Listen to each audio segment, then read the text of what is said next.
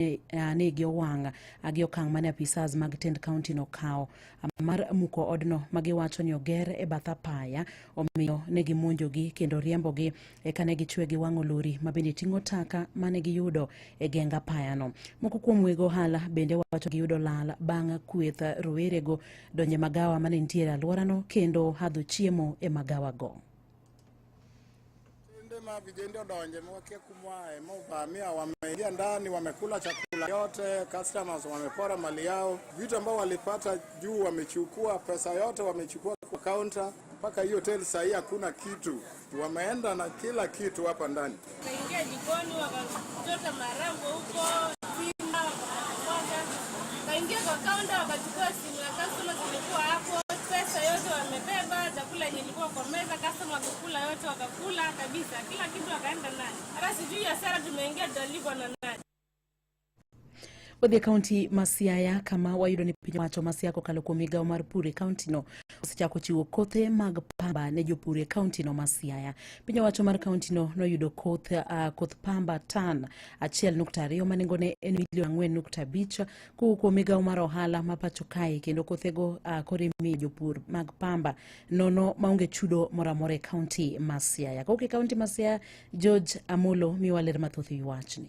Piny owacho mar kaunti ma Siaya kokalo e bad migawo mar pur noyudo koth pamba tan 1.2 machako chiwo ne jopur pamba. Jatend migawo mar pur e kaunti ma Siaya Migosi Sylvester Kokoth oluwo ni sir ma kamae dhi konyo mokalo.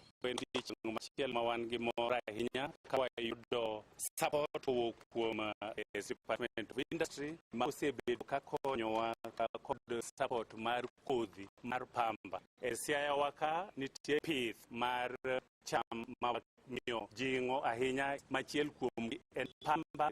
Department of Industry okelonwa kodhi mar pamba ni maber ahinya ma wapuro kendo wapitho e higa, kendo obobedo achiel kuom kothe ma wachiwo under our subsidy program. Ka ofisa maduong' bad migawo mar pur e kaunti ma Siaya Elizabeth Adongo oluwo ni mandamo biro konyo duoko chien pek mar puro pamba e kaunti ni. This is an important step because in receiving this cotton seeds, which is going to be given to farmers free of charge, it's going to reduce the cost that the farmers would have spent in growing their cotton. Two, it is going to encourage the commercialization of agriculture. Siaya is the third ranked in cotton production. Giwuoyo e kinde mane okelne gi koth pamba go ka direct mochung' weche tete piny owacho mamalo Migosi Koskei lieko ni machiegni ni gibiro med kodhi machielo mowuok e piny Cameroon.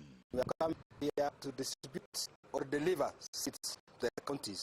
We also sit in the main committee where we are also having a seed that is bought from Cameroon, which we'll be expecting next week to supply to our farmers. Like Siaya, we'll be getting 50,000 kilograms from PES from Cameroon, and today we are delivering 1,275 kilograms, which is worth actually over 4.5 million shillings. Magi wajo pamba kotelna gi jakom mar go Songa Livingstone Noma to yuomna jopur wete mondo tigi kothe bero keyogi. Adwoko kamano skal mamalo kuom kawo tuma kende mokelwa kodhi nikech kodhi ni kwadhi agrovet achiel kende en siling 3,800 to sirikal okelwa nono. Kuom mano akwayo jopur Siaya kaunti ni mondo sirikal mar mamalo kod sirikal piny ogeno gi ahinya momiyo kelonegi kodhi ni ko japur moro amora kama intie bed king'eyo pamba osobiro kendo pesendi tayari koro in japur mapiny ibende kaw thuolo makende mondo ibi kawe kodhi ni kidwa kodhi to binderi binari ibiro yudo kodhi samoro amora midware.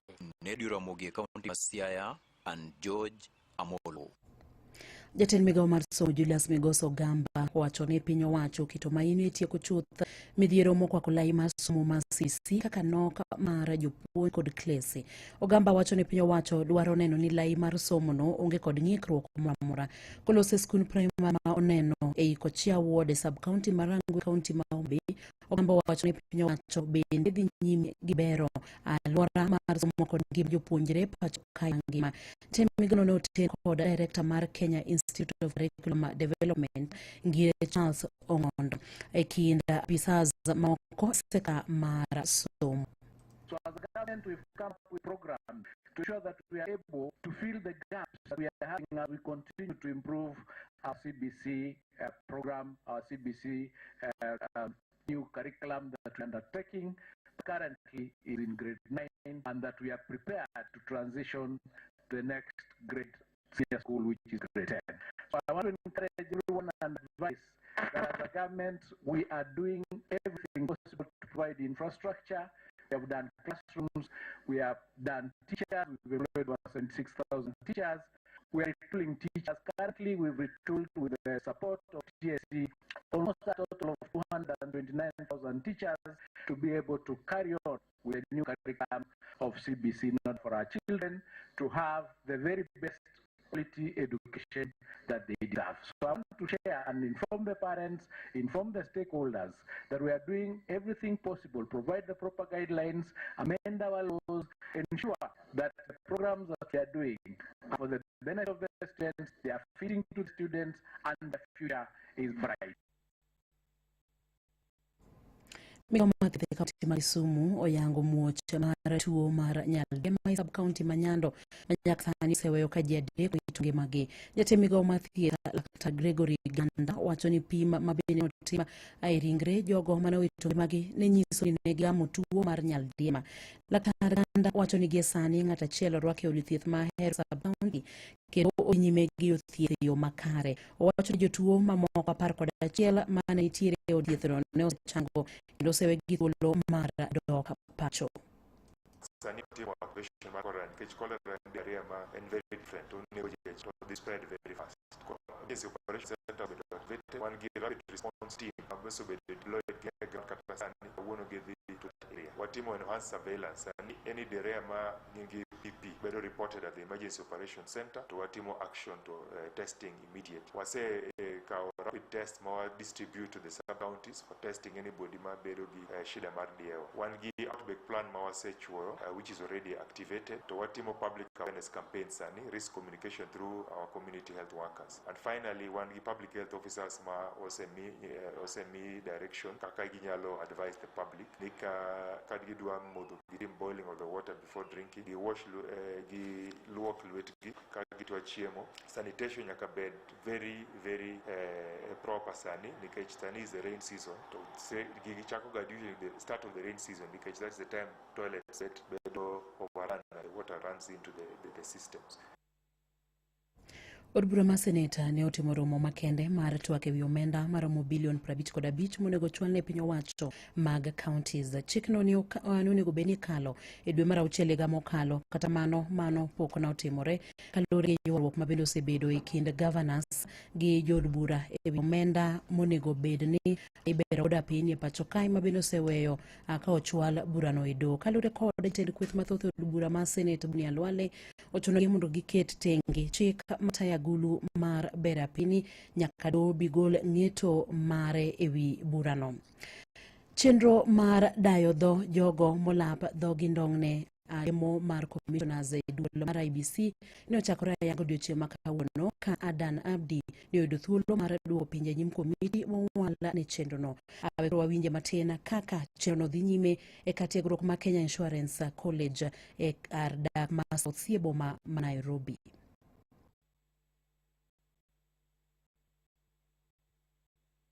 So I'll bring to IBC those kind of skills. Thank you, Chair. Okay, I'd like to ask Madam Caro to take over from there. Thank you, Chair, and welcome once more, Mr. Berhem. What are some of the constitutional principles that guide IBC when undertaking boundaries delimitation? Constitutional principles. IBC has a responsibility of, it's true, they have a responsibility of demarcating constitutional boundaries because they inherited that mandate from the previous boundary review commission. So one of the principles is that you have to look at the geography of the place. And you also need to consider the community of interest, the population of the people in that area. So you look at those aspects when you are looking at boundary review. You are also looking at the transport, the mode of transport within the area. Yes. So there is this principle of the equality of vote. Yes.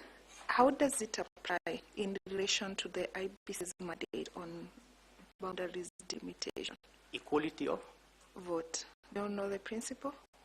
The principle of the equality of the vote is that no one vote has more value than any other vote. All the votes are equal. Okay, with that understanding then, how does that principle help IBC when undertaking its mandate on boundaries delimitation? That will help IBC because IBC has to understand that whatever happens in one area has to happen to all the other areas, because Kenyans are equal and they need to be treated equally in all aspects of election.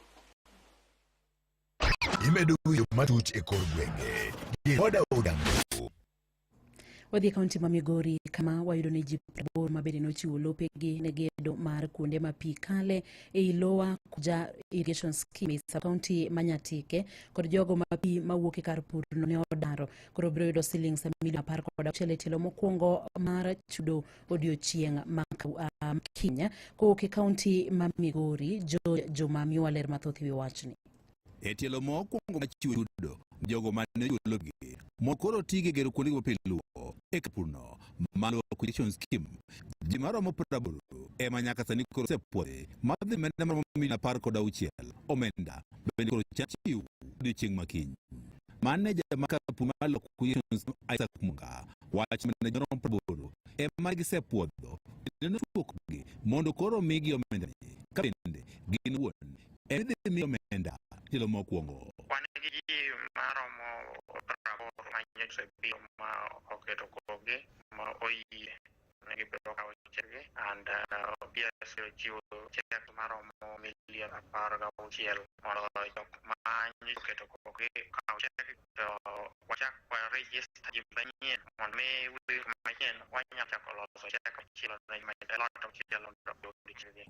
Wache mamoko mabende koro pok oketo kokgi e chudone gin bende kibiro chugi e tielo mabiro. Munga wach ni chudone koro negi keta ahinya maino e jogo mantie blok no mar Sagama kaachiel kod magoeko mantie blok achiel kaachiel kod blok ariyo bende gedo mar kapurni koro dhi nyime mondo koro chiw yot e gedo no. Tie lot ma kokge ma koro ne jowa kongo kitoge en koro no miyo priority jo mane ma Sagama mane piyo golo kitoge mane blok 11 wanto wadhi mbele yigedo kono chi jono yie mayo keto okgi wakoge no mondo gibi kawo chagi. Ne National Irrigation Authority koro timo kenge duto magidhi e tuke mag Afrika. Preparation imekuwa nzuri, tumekuwa na wiki moja kufanya mazoezi tangu